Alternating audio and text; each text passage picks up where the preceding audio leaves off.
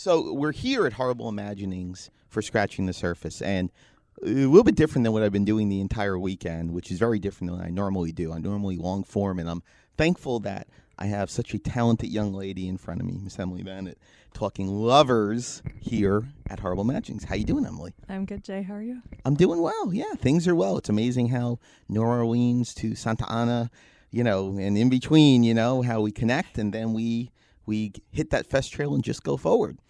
Yeah, same faces, different places. I love that. I love that so much. So, Speaking of same faces, different places, and people who deserve recognition for what they're able to do, especially you, who this is your third short, and it's Second.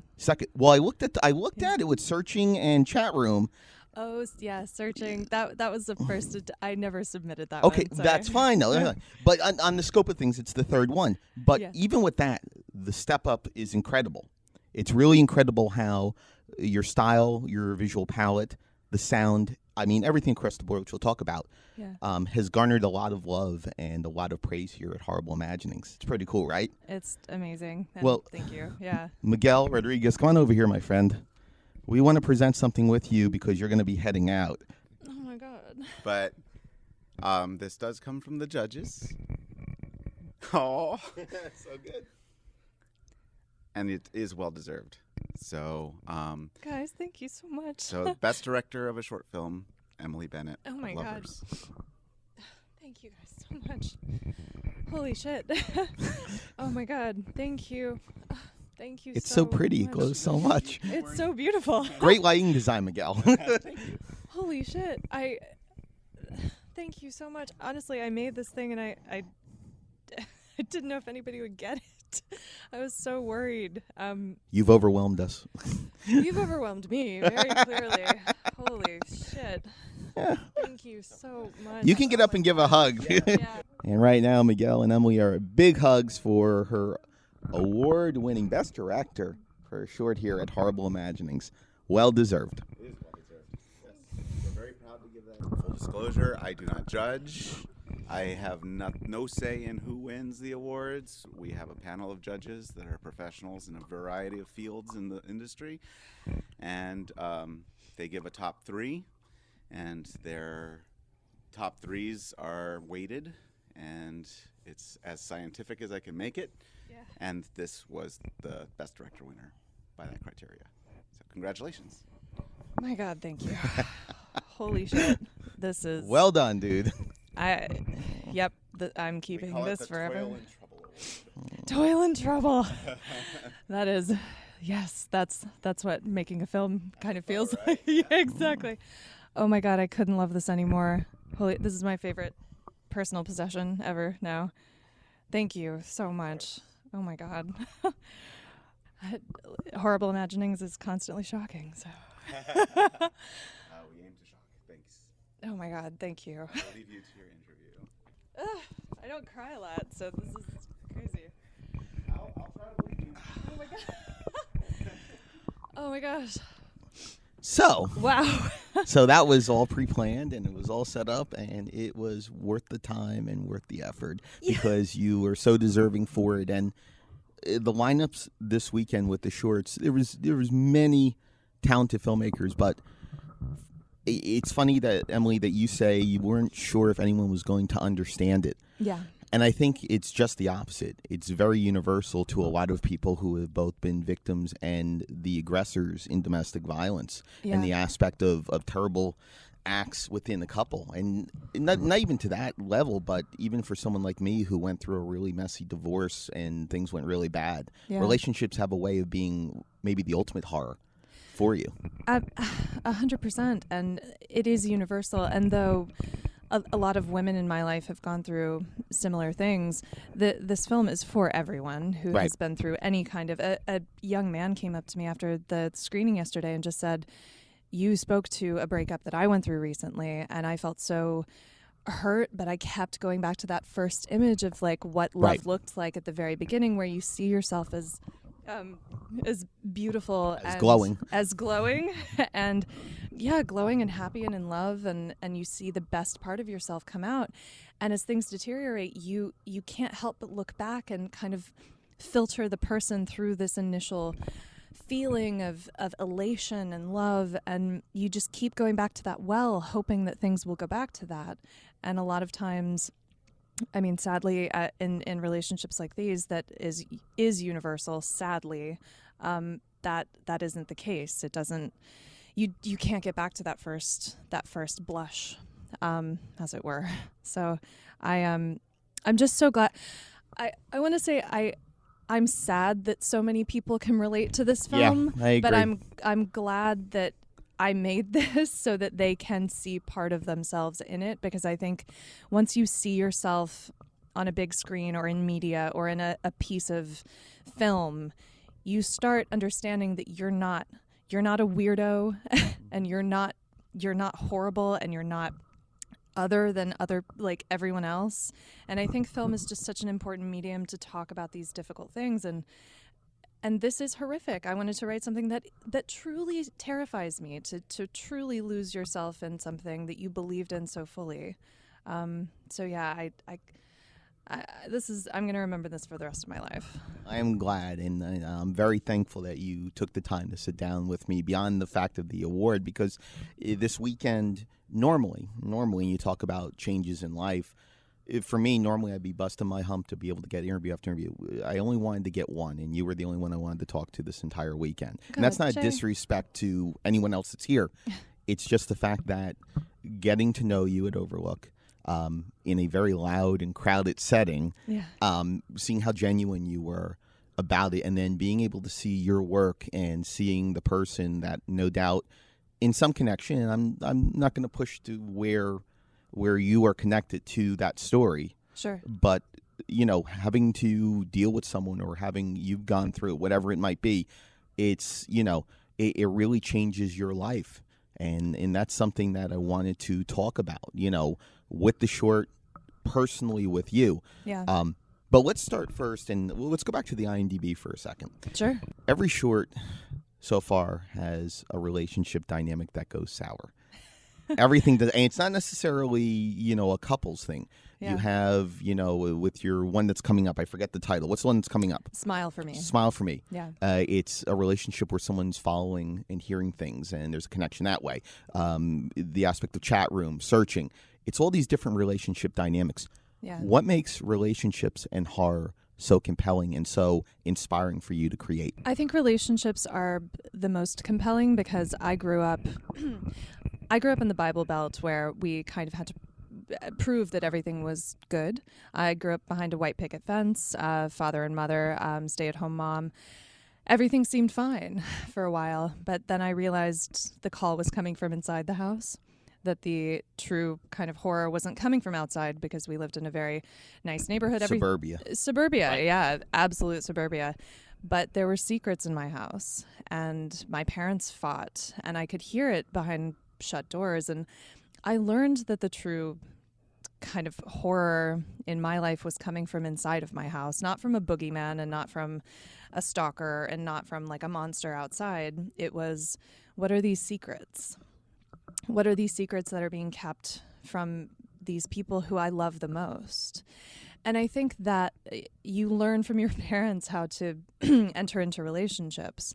And my father, he was a very haunted man. My parents divorced when I was quite young, and I got to see the world how it really is, a very gritty world. Very much. And my father sadly passed away 4 years ago of alcoholism. And so he lived a very difficult life.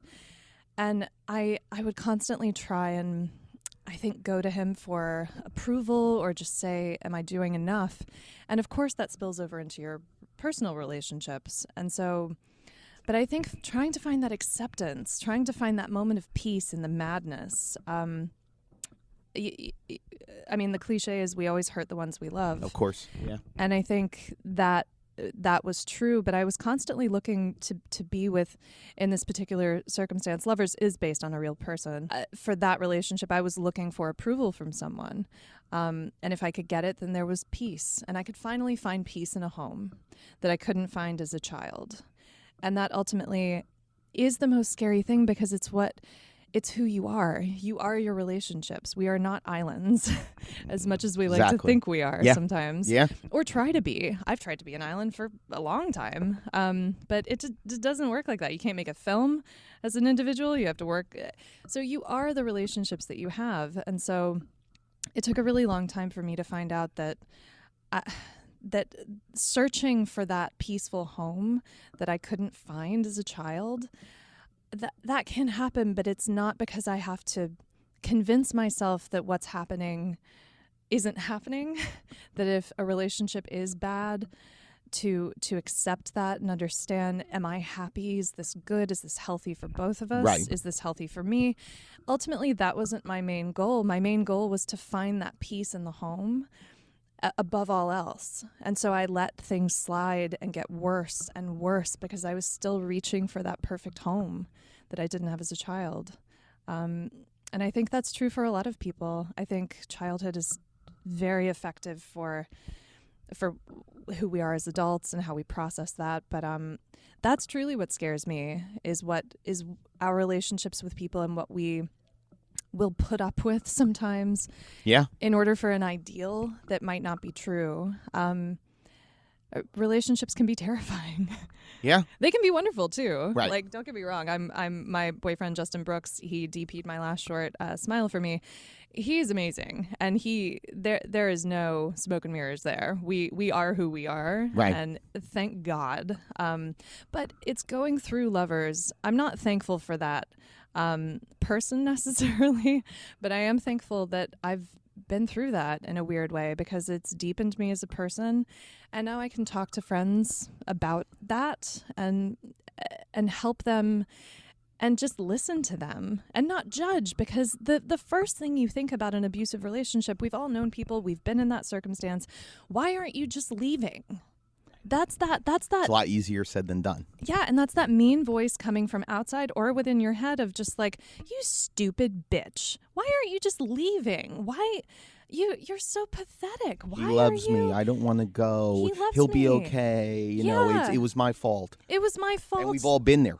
Even Yeah. I've been there before that with my first marriage, where you wanted just things to be right, even though you realize that it's long gone. Yeah. And I guess age and experience, help. But even people who are much older and wiser than us still fall into it. Well, and that's exactly right. It is a universal thing. This is not just for women, although it's very prevalent with female relationships. This is for everybody. And I think ultimately it's the fear that no one else is going to love you. It's the fear that you have found something beautiful in someone together at the very beginning, and that's that first reflection in Lovers. That's that, when he wakes her up in the bed, and it's that smile. And it can seem a bit silly at the beginning when you're watching the film. You're just like, what the hell is this? It's what most people, if not all people inside, hope to achieve. Exactly. Whether they want to admit it or not.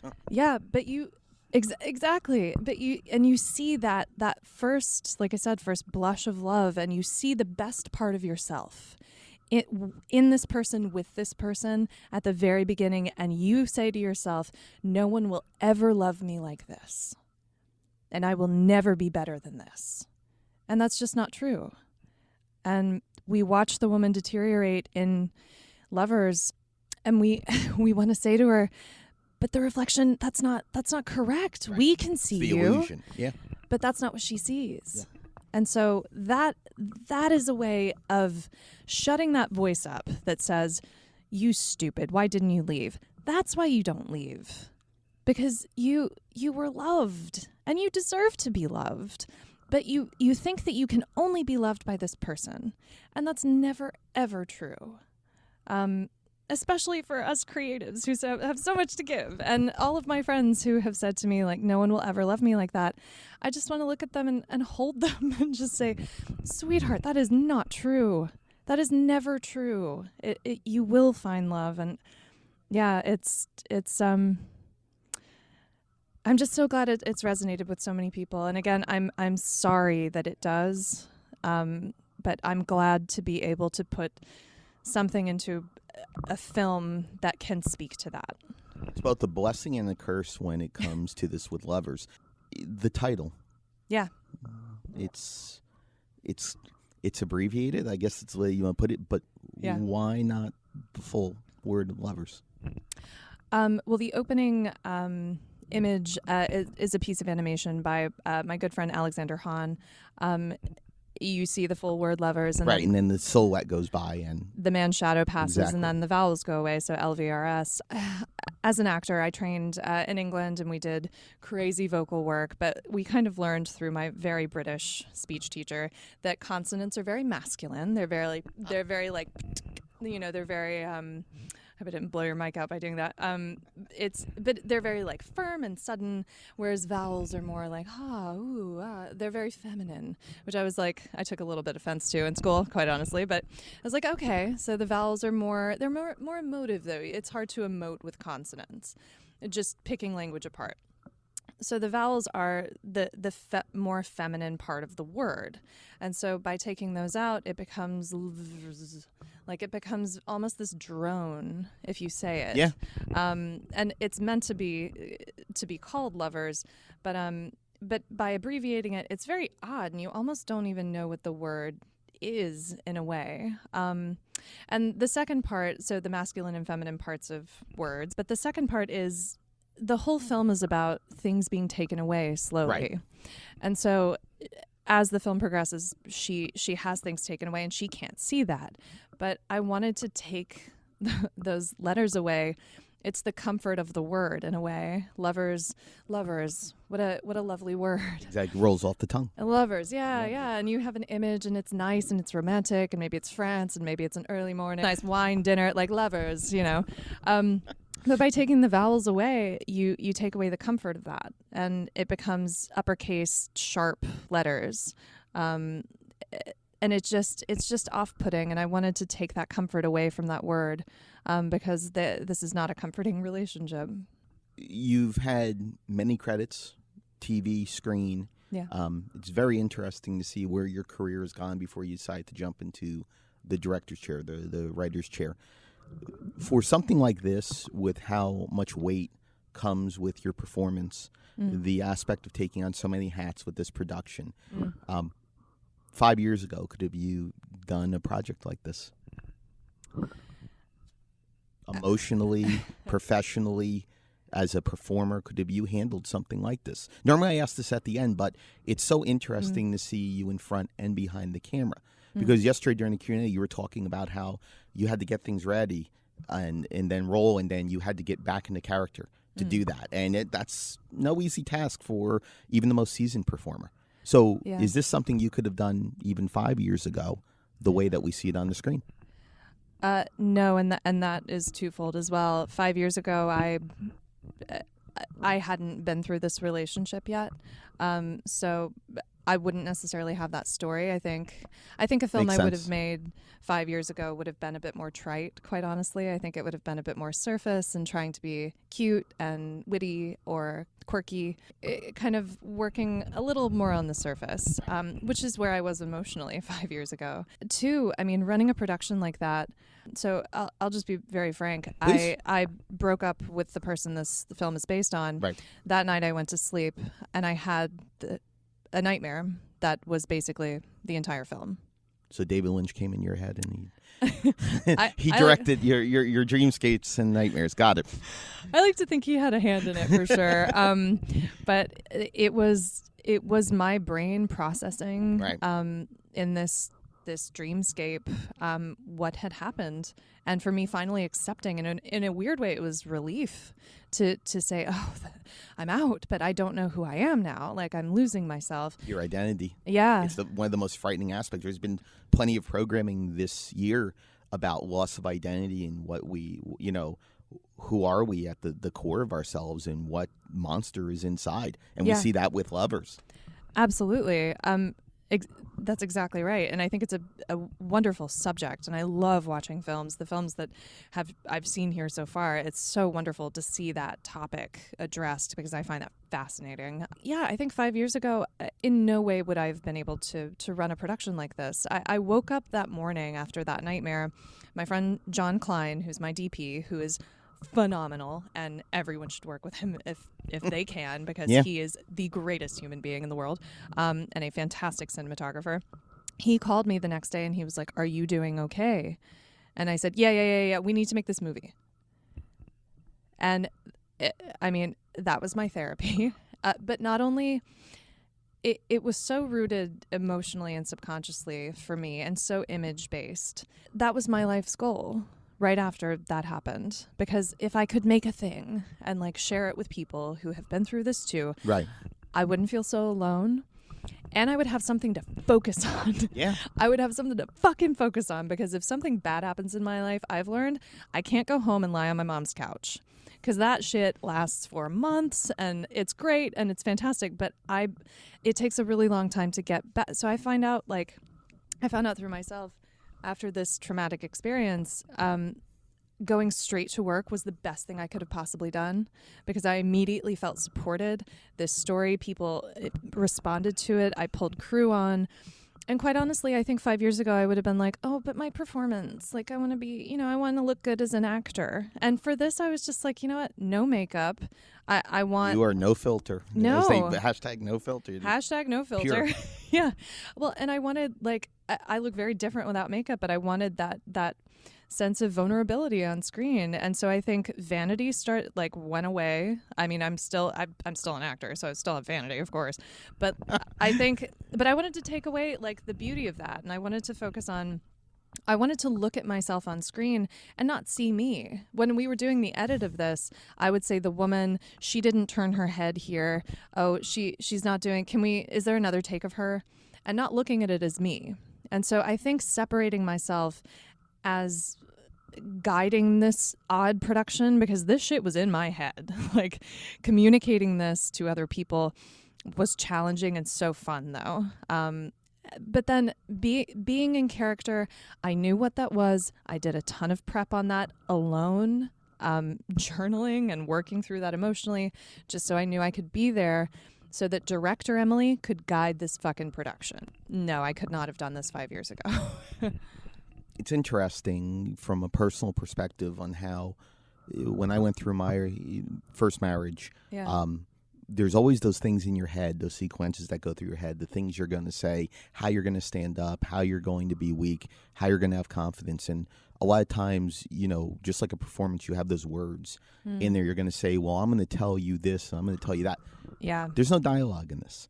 No. Which there very easily could have been if you had decided to use it as a pulpit, if you decided to allow your emotions to be vocalized. You don't. Again, it's stunning, it's beautiful, it's emotional, it's trippy, it's eye-fluttering, as I like to call it. I like that. But there's no dialogue except for faint soundscapes that goes through in the little boy, which is subjective completely, as you talked about during the Q&A also. Yeah. But the choice to have no dialogue instead of using your voice as a tool, was that in the early stages of it? Was that, I'm going to assume it's part of the dream as well, but more importantly, did it ever come in your mind to actually use your voice and put something out there to go along with everything we're seeing?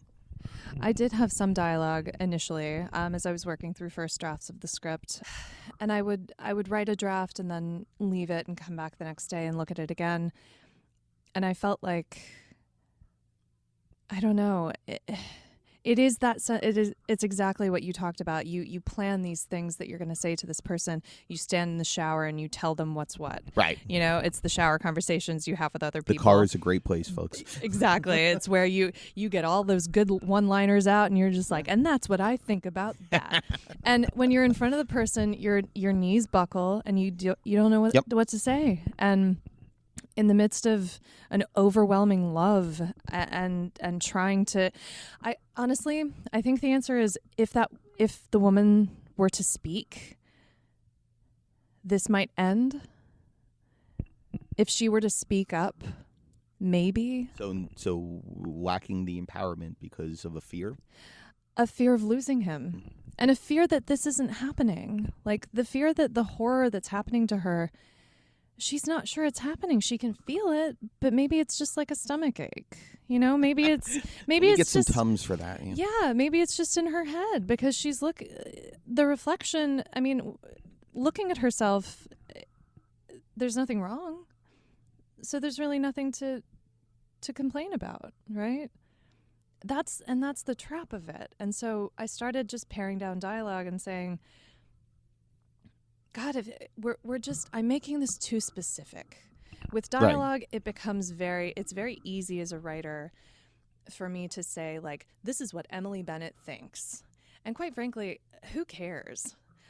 I wanted to make a film that is allegorical enough that you can watch the film and you're not hearing someone tell you how to feel. I didn't want to tell people how to feel during this.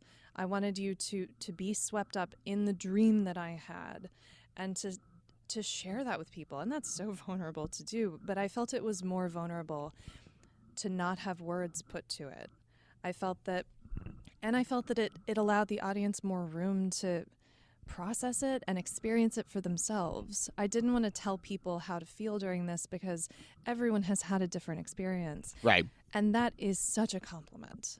Like that, to walk out of that and say, I'm not totally sure what that was, but I think it's this. And for people to be a little confused, but not really confused, emotionally not confused, maybe confused about the finer points of like specifically what was this about. But that's ultimately, I just didn't want to tell the audience how to feel. I wanted to show it to them and hear what they had to say. Well, that's why I brought it up as a pulpit, because there are plenty of filmmakers who need to get their voice out. And you don't want to go into names over the weekend, but there are some shorts where obviously, every bit of emotion and hatred or love is coming out in their dialogue and the characters' motivations. And to a point, it hurts some of them a lot. And it's not for the lack of what they're trying to do. This is their statement. This is their short. Yeah. But that's the great thing about short form. It's so challenging to be able to get all that out in this case, 11 minutes. Yeah. With something like that, it might be kind of off topic, but does that play into your mind to get it out in front of crowds, that running time? Because film festivals, if it's over 15 minutes, it's not going to happen. I honestly, I tried cutting this down. It was like 12 and a half minutes, and I was just like, no. We need to, honestly, I tried to cut this down even more. But I think at 11 minutes, it's the story I want to tell, and I think it starts off a little slow because you're getting to know the world. But I think it ramps up pretty quick. And once the horror starts happening, I think it moves faster once you're deeper into her journey. I was a little concerned about the runtime, but I'm very grateful. Horrible Imaginings didn't have a problem with it. No. Going back to what you said about other filmmakers and using films as a pulpit, right? I've written things where that is definitely the case, for sure. And this is Emily saying what she thinks and like putting my foot down. But quite frankly, in life, yes, we do have those conversations in the car, in the shower, but we never get to do that in front of people because it comes out. Like if you're mad at someone and you've had this, you know what you're going to say, and they you see them and you're just like, ugh, I hate that shirt. Like it never comes off like you shouldn't have done that. You're never direct. Life is awkward and sounds weird. Immature. It sounds immature, and it comes off as like a little flicky, little bitchy, because we don't know how to communicate with each other. Like we're constantly as humans trying to figure out how to communicate with each other. And we practice our whole lives and we're still not great at it. But that's what we love about characters, because none of us are perfect, and that's great. That's totally fine. But our characters can't be perfect either. So honestly, when I see a character being completely eloquent about how they feel emotionally, I feel a little distant from them because I'm like, well, I'm not sure how to communicate what I'm feeling right now. I never quite, I don't know. I think it's finding, I forget who said it, but a great screenwriting professor once told me, or maybe it was in a podcast. I felt like he was telling me. They said when you write a novel, you're completely in control, and when you're writing a script or a screenplay, you're writing in code. Interesting. And it's so true because, and having gone to school and training in classical theater, I trained in Shakespeare and Chekhov and all the, that was my life. I'm overwhelmed right now talking to you. Oh. No, it's very impressive. It's very impressive. Oh, thank you. Well, that gave me such an appreciation for language, but I mean, Chekhov especially, Chekhov never writes what the characters are thinking. They're always looking out the window to Moscow and like nobody ever communicates. And that's why it's so frustrating and heartbreaking watching Chekhov and performing Chekhov, because you're just like, I love you. Like you just want to say I love you, but nobody ever does. And that's why Chekhov continues to be one of the great playwrights of the last 100, 200 years, because he knows how we communicate. We don't know how to communicate. We're always trying to figure it out. And so I think I love tapping into that writing in code and figuring out. And so bringing it back to Lovers, there didn't seem to be a moment that seemed in the world that we're in that seemed so heightened. There were no words to speak. After a while, I was like, no, this is too much. She's not. We're going to watch her and we're going to be with her and we're going to be overwhelmed with the beautiful soundscape that Derek O'Rourke and Darren Callahan created. But we're just diving in, and I'm not going to give them the comfort of dialogue. Right. As an anchor, as something to grab a hold of. Yeah. With that being said, and you talked about perfect characters, and I'm very interested to know how close is that male antagonist to what the person that faced you and the people that you were around, because that figure is an Adonis. The body, the height, the way he moves, the confidence, even picking up the phone and shifting it around. There's no wasted movement with it. So, casting that, and also how close did you want to get to the reality of what you went through with that character? That's a great question. So Cole Simon plays the man, who is a wonderful human being, by the way. They're always the opposite. Yeah. Well, you get hard directors. They're the nicest people in the world, and they create the most fucked up things. That's exactly right. You get the jerks, and they're the nicest people ever. They're doing, Bible study and stuff like that. It's like, So continue. My apologies. No, I completely agree with you. That's why I think horror filmmakers are the most sane, because we're working through our demons constantly. Amen. Together. Amen. I mean, come on, everybody.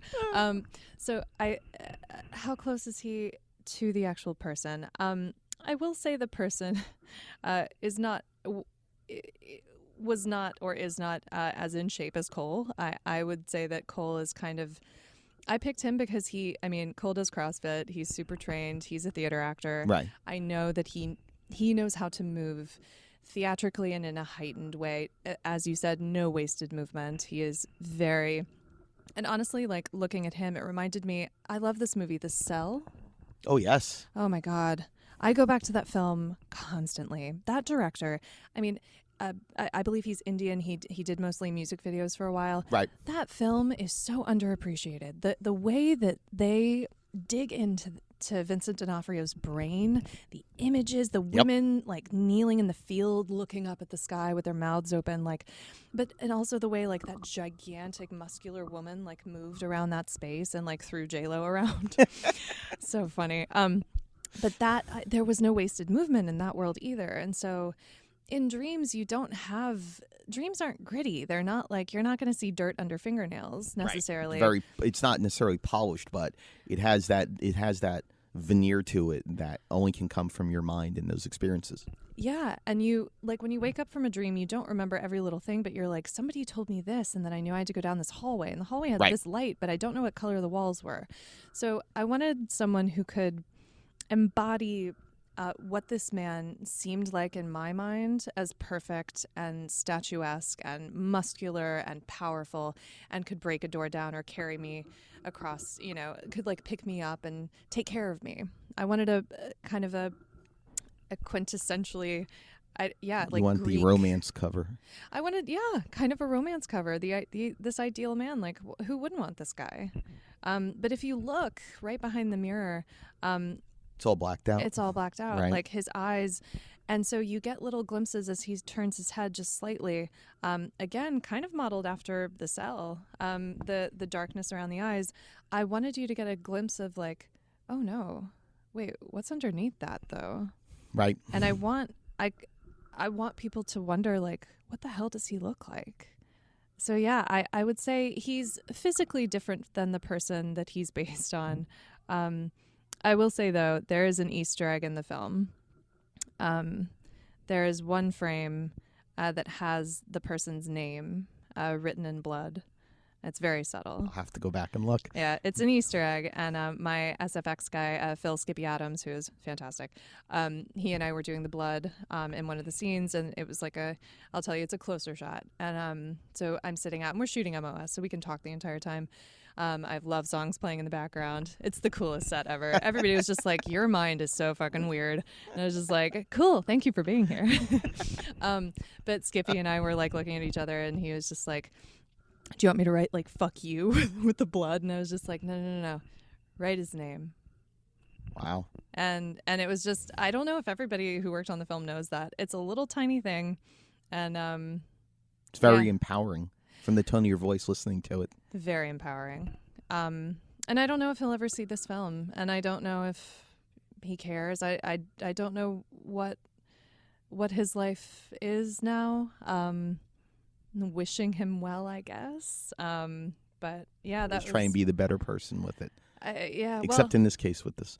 I mean, ultimately, you know what? As fucked up as life may have been and led him to becoming who he became, ultimately he gave me a great gift, because I got to take that heartache and just say, fuck it.